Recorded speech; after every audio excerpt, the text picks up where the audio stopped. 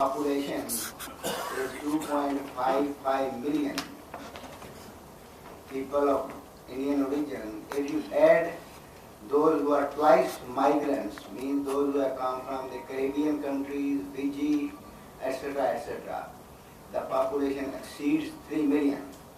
Then we have about 1.4 million people in Canada. So this large population, that is where the major problem, crux of the problem lies. Australia, New Zealand, compare it with newer communities, but this is the two countries where the problem is very acute.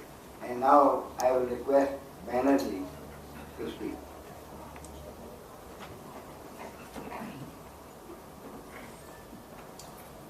Thank you, Mr. Chairman. In North America, as you said very rightly, is it on? Yes. Keep it close to your mic. In North America, and especially in Toronto and Vancouver being the two east and the west coast. Can you switch on the mic? It's on.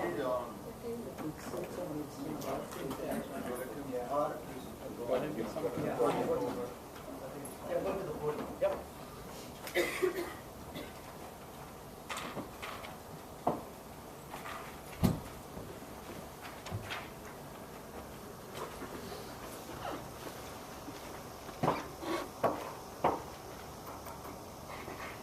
Thank you. Sorry about that, the mic was off. So yes, you're very right, thank you, Mr. Chairman, that one of the largest diaspora population that we have in North America, obviously the US is huge, but when it comes down to Canada, which is the other side of the US border, the north side, Toronto, which is where I live and have lived for the last 22 years, is one of the largest both PIO and the OCI population. And in the last 22 years I've seen that grow.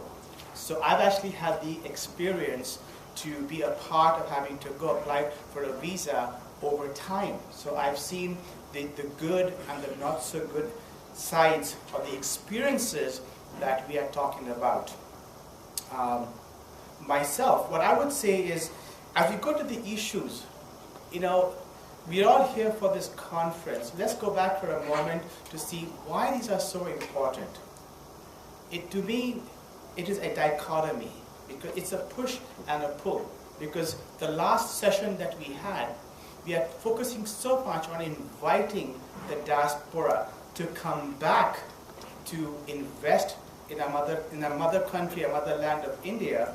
At the same time, when the money is being spent, people are out here pushing and inviting us. The Minister of Maya, others are coming to India, investing the time and inviting people to come, both the diaspora and the non-diaspora. But then when they come down to the front face of India, which is the consulate office, and face a bad experience, the whole thing gets shot right out of the water. And that is sad. I'm sure we agree. Just to give you an analogy, I have run a real estate business, and in the business of real estate in a company, when the call comes in, it is the front receptionist. I'm not saying that the receptionist, and there's no analogy on that part, is where the customer gets first to be met and greeted. And at the back end, we have the lawyers and the mortgage people who complete the transaction. It's the same thing. Investors, people are coming to make this, our mother country of India, a place of investment and to improve the future for the NRIs, are coming to the consulate office. It's the same thing. So it is so integrally important that both from the visa issues that we're having right now to other, that it really, we do whatever we can, and especially to the gentleman, Mr. Gupta, who is here, to make that to be a pleasurable experience. Otherwise, the whole purpose of our meetings, the whole purpose of whatever we are doing, GOPIO and many other fine organizations, are going to be defeated. After all, who are they serving? They're serving us. We are the diaspora. And not just the organizations. Each one of us sitting, whether you're part of an organization or not, should be given the same equal treatment. That is my point as well. Over here, before I came, I actually did the research. In Toronto, at our consulate office, there actually is an online availability of people like you and me who have gone to apply for visas and have had very, very, very difficult situations. Before I came, I called up one of our members of parliament who is part of the Indian diaspora and asked them, what are the two main issues that you are facing as far as complaints that we can address at this meeting? And what I was told is that, as Dr. Abraham mentioned, the first challenge is that people are very concerned about the fees that are coming because a family of 4 or 5. I have my own relatives who, if they have to go and surrender all of their passports and the old passports, for an average family that's working, making $60,000, $70,000, to go and spend $1,000 in one shot is just not possible. And therefore, they're doing it, either they're not doing it, or they're trying to make a backdoor way, or they just, it's something that is not complete. And ultimately, either they're going to get in trouble, or it's just not finesse.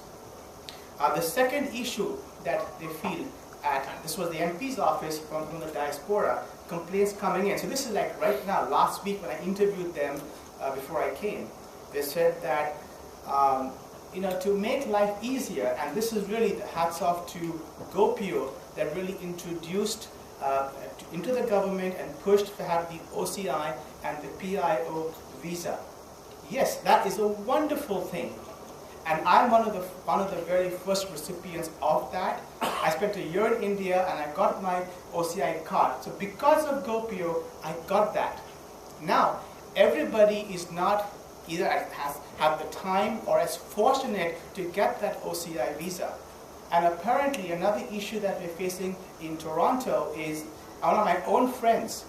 He had to go 8 times to get his OCI passport, visa or passport. His father had died, and he had to go back to India to go and address because he was the only son. Now, in these situations, when they are actually, people who are really facing a challenge or a personal situation, it is so critical that this process is made easier. After all, it was designed for that purpose. Those are two of some key challenges that in Canada we are facing. Of course, the next issue is that in Canada, I have a specific case over here where an Indian diaspora person from Africa, from Kenya, his daughter was getting married to a family here in India. They applied in February. He got a visa to attend and meet with the future in-laws. The visa was given, no problem. When he returned in November of last year to go and have the visa renewed for the marriage of his daughter, and he had his ticket, everything done, that visa was refused. There was no reason given.